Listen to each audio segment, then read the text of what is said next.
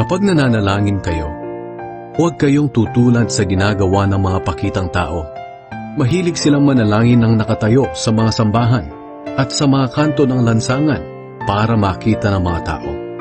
At kapag nananalangin kayo, huwag kayong gumamit ng maraming salita na wala namang kabuluhan tulad ng ginagawa ng mga taong hindi kumikilala sa Diyos. Akala nila ay sasagutin sila ng Diyos kung mahaba ang kanilang panalangin. Huwag niyo silang gayahin dahil alam na ng inyong Ama kung ano ang kailangan ninyo bago pa man ninyo ito hingin sa Kanya. Kaya manalangin kayo ng katulad nito. Ama naming nasa langit, sambahin nawa kayo ng mga tao. Naway magsimula na ang inyong paghahari at masunod ang inyong kalooban dito sa lupa tulad ng sa langit. Bigyan niyo po kami ng aming pagkain sa araw-araw.